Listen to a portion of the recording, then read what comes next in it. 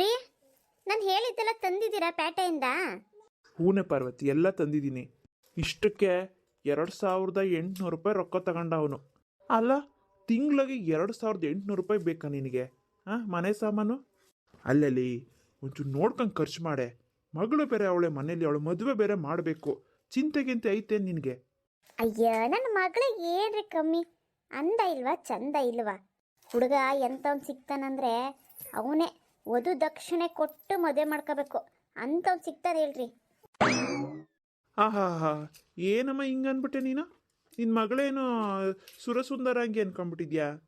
ಕುಳ್ಳಿ ನಿನ್ನ ಮಗಳು. ಇವಳನ್ನ ಕಟ್ಕೊಳ್ಳೋ ಗಂಡ ಅವನಿನ್ ಯಾವ ಪಟ್ಟಿ ಚೆನ್ನಾಗಿರ್ತಾನೋ, ಅವನು ಕುಳ್ಳಿಗೆ ಇರ್ತಾನೆ. ನೀನೊಳ್ಳೆ ಮದುವೆ ಅಂತೆ ಮದುವೆ.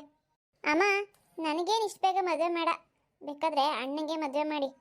ಅವನೇ ತುದೀಗಾಲ ನಿಂತಿದ್ದಾನೆ ಮದುವೆ ಮಾಡ್ಕೊಳಕ್ಕೆ.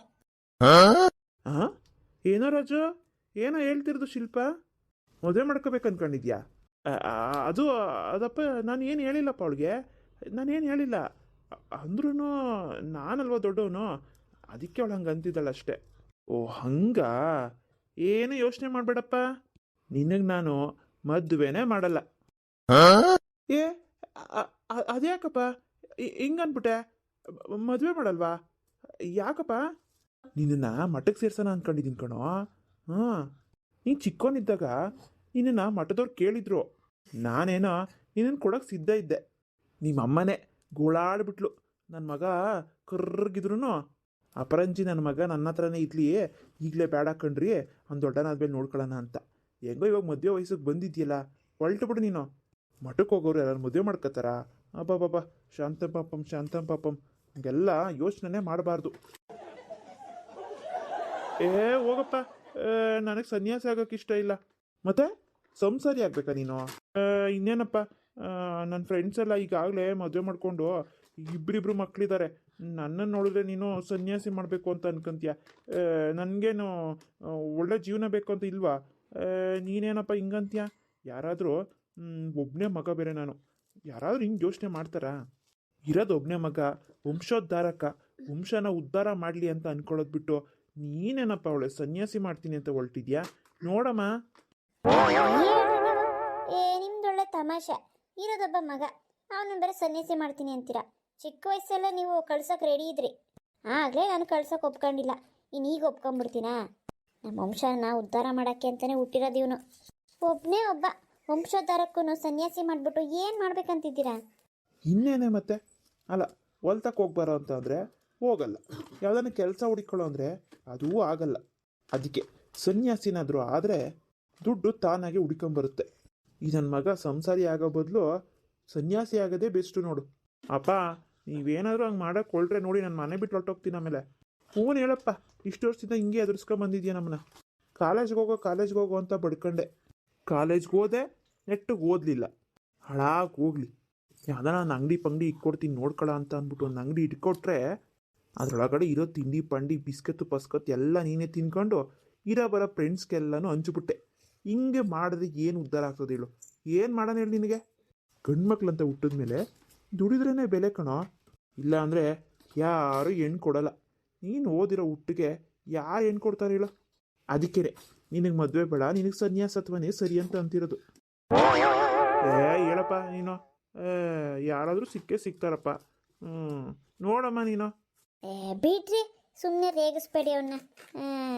ಏನಿಲ್ಲ ಹೇಳೋ, ನಿಮ್ಮಪ್ಪ ಸುಮ್ಮನೆ ತಮಾಷೆ ಮಾಡೋದು. ಅಮ್ಮ, ಅಪ್ಪ ಹೇಳ್ತಿರೋ ತಮಾಷೆ ನಿಜ ಆದರೆ ಹೆಂಗಿರುತ್ತೆ ಹೇಳೋ? ಅಣ್ಣನ ಮಕ್ಕ ನೋಡೋಕ್ಕಾಗಲ್ಲ. ಸುಮ್ಮನಿರೆ, ನೀನೊಬ್ಳು ಅದೇನೋ ಗಾಯಕ್ಕೆ ನಿಂಬೆಹಣ್ಣು ಹಿಂದಾಗ ಮಾತಾಡ್ತೀರ ಅಪ್ಪ ಮಗಳು ಇಬ್ರು. ಸರಿ ನಡಿ ಒಳಗಡೆ, ತಲೆ ಹರಟಿ ಮಾತಾಡಿದ್ದಾಯ್ತು. ಒಂಚೂರು ಟೀನೋ ಕಾಫಿನೋ ಮಾಡೋಗು, ಸಂಜೆ ಆಗ್ತಾ ಬತ್ತೈತೆ. ಅದೇನೋ ಗಿಣ್ಬೇಕು ಅಂತ ಅಂತಿದ್ದಲ್ಲ, ಅದನ್ನು ಹಾಲನ್ನ ಸ್ವಲ್ಪ ಚೆನ್ನಾಗಿ ಕಾಯಿಸ್ಬಿಟ್ಟು ಎತ್ತಿಡು. ತಗೊಂಬಂದಿದೆಯಲ್ಲ ಹಾಲನ್ನ, ಅದನ್ನು ರಾತ್ರಿಗೆ ಎಪ್ಪಾಕ್ ಮಾಡೋಗ್ತೀನಿ, ಬೆಳಗ್ಗೆಗೆ ಮೊಸರಾಗಿರ್ತದೆ, ಅದನ್ನು ಒಂಚೂರು ಬಿಸಿ ಮಾಡಿ ನಾನು ಮಾಡಿಕೊಡ್ತೀನಿ ಹೆಂಗೋ. ಆಯ್ತಮ್ಮ, ಆಯಿತು, ಕೊಡಮ್ಮ, ಅದನ್ನು ತೊಗೊಂಡೋಗ್ತೀನಿ ಒಳಗಡೆ. ಹುಷಾರಾಗಿ ತೊಗೊಂಡೋಗಿ ಒಳಗಡೆ ಇಡು ಅಡುಗೆ ಮನೇಲಿ, ಏನು ಬಿಚ್ಚಕ್ಕೇನು ಹೋಗ್ಬೇಡ, ಇದನ್ನು ನಾನು ತಗೊಂಬರ್ತೀನಿ. ಆಯ್ತಮ್ಮ. ಅಲ್ಲ, ನನ್ನೇ ಸನ್ಯಾಸಿ ಮಾಡ್ಬೇಕಂತ ಸ್ಕೆಚ್ ಹಾಕ್ತಾರಲ್ಲ ಇವರು. ಜೀವನದಲ್ಲಿ ಏನೇನೋ ಆಸೆ ಇಟ್ಕೊಂಡಿದ್ದೀನಿ, ಎಲ್ಲ ನೀರಲ್ಲಿ ಹೋಮ ಮಾಡ್ದಂಗೆ ಆಗ್ಬಿಡುತ್ತಲ್ಲ. ಮೊದಲು ಯಾವ್ದನ್ನ ಹುಡುಗಿನ ಪಟಾಯಿಸ್ಬೇಕು. ನಮ್ಮವಳು ಎಲ್ಲಿ ಹೋದ್ಲು? ಹೊಲ್ತಕ್ಕೆ ಹೋದ್ರೆ ಸಂಜೆ ಆದರೂ ಮನೆಗೆ ಬರಲ್ಲ. ಕಾಪಿ ಟೀ ಕುಡಿಯಂಗೆ ಆಗ್ತಾಯ್ತು, ನನಗೆ ನಾಲ್ಗೆ ಕಡಿತೈತೆ. ಅಪ್ಪ, ಇದ್ಯಾಕಪ್ಪ ಹಿಂಗ್ ಕೂತಿದ್ಯಾ? ಸೊಳ್ಳೆ ಕಚ್ತಾವಲ್ಲ, ಒಳಗೆ ಹೋಗೋದಲ್ವಾ? ಅಯ್ಯೋ, ಒಳಗಡೆ ಯಾಕೋ ಬೇಜಾರು ಕಣೋ. ಯಾಕೋ ಶೆಕೆ ಆಗ್ತಿತ್ತು. ಅದೆಂಥದ್ದು ಗುಡ್ ನೈಟ್ ತಂದಿದ್ದಲ್ಲ ನೆನ್ನೆ, ಅದನ್ನು ಹಾಕ್ಬಿಟ್ಟು ಈಚೆ ಕಡೆ ಕೂತ್ಕೊಂಡಿದ್ದೀನಿ. ನಿಮ್ಮ ಅಮ್ಮನೂ ನಿನ್ನ ತಂಗಿ ಹೊಲ್ತಕ್ಕೆ ಹೋದವ್ರು ಇನ್ನೂ ಬಂದೇ ಇಲ್ಲ ನೋಡು. ಇನ್ನೂ ಬಂದಿಲ್ವಾ? ಅಲ್ಲ ಕಣಪ್ಪ, 6 ಗಂಟೆ ಆಯ್ತು, ಯಾಕೆ ಇನ್ನೂ ಬಂದಿಲ್ಲ? ಯಾರಿಗೆ ಗೊತ್ತಾ, ತಾಯಿ ಮಗಳು ಇಬ್ಬರು ಹೊರಟು ಬಿಟ್ರೆ ಆಚೆಗೆ ಊರೆಲ್ಲ ಸುತ್ತಾಕೊಂಬತ್ತಾರೇನೋ. ಬೇಗ ಬರೋದೇ ಇಲ್ಲಪ್ಪ. ಟೀ ಕುಡಿಯೋಣ ಅಂತಂದರೆ ಟೀ ಮಾಡ್ಕೊಡೋರು ಯಾರೂ ಇಲ್ಲ. ಹಾಳಾಗೋಗ್ಲಿ ಬಿಡು. ಕೆಲಸ ಮುಗೀತಾ ನಿಂದು? ಹೂನಪ್ಪ, ಡ್ಯೂಟಿ ಮುಗೀತು. ಚಿಕ್ಕಣ್ಣ, ನಿನಗೆ ಒಂದು ಮದುವೆ ಮಾಡೋಣ ಅಂತಿದ್ದೀನಿ ಕಣ. ನಂಗ ಹೇಳಪ್ಪ, ಮೊದಲು ಮೀನಿಗೆ ಮದುವೆ ಮಾಡಿಬಿಡ್ರಿ, ನನಗೆ ಯಾಕೆ ಇಷ್ಟು ಬೇಗ? ಅಯ್ಯೋ ಇಲ್ಲ ಬಿಡ, ಅವಳು ಇನ್ನೂ ಚಿಕ್ಕವಳು. ಇನ್ನೊಂದಷ್ಟು ದಿನ ನಮ್ಮ ಮನೇಲಿ ಇರಲಿ, ಅವಳದು ನಿಧಾನ ನೋಡ್ಕೊಳ್ಳೋಣ. ನೋಡು, ನಿಮ್ಮ ಅಮ್ಮ ಇವಾಗ ಹೊರಟ್ರೆ ಅತ್ತೆ ಹೊರಟೋಗ್ತಾಳೆ. ವಯಸ್ಸಾಯಿತು, ಮಂಡಿ ನೋವು, ಆ ನೋವು, ಈ ನೋವು, ಸಣ್ಣ ನೋವು ಅಂತಾನೆ ಇರ್ತಾಳೆ ನೋಡು. ಕಾಪಿ ಟೀ ಮಾಡ್ಕೊಳ್ಳೋರಿಲ್ಲ, ಹೊತ್ತೊತ್ತಿಗೆ ಅಡುಗೆ ಮಾಡೋರಿಲ್ಲ ಈ ಮನೆಗೆ. ಸಂಜೆ ಆಯಿತು, ದೀಪ ಹಚ್ಚೋರಿಲ್ಲ. ಅದಕ್ಕೆ ನಿಂಗೊಂದು ಮದುವೆ ಮಾಡಿಬಿಟ್ರೆ ಮನೇಲಿ ಒಂದು ಹೆಣ್ಮಗ ಇರ್ತದೆ. ನೋಡಪ್ಪ, ನಾನು ಮಾಡಬೇಕಂತ ಅಂದ್ಕೊಂಡಿದ್ದೀನಿ.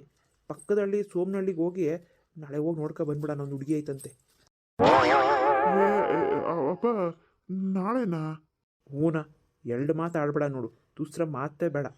ನಾನು ಹೇಳ್ಬಿಟ್ಟಿದ್ದೀನಿ ನಾಳೆ ಬರ್ತೀವಿ ಅಂತ ಅಂದ್ಬಿಟ್ಟು. ನೀನು ರೆಡಿ ಆಗಿಬಿಡು.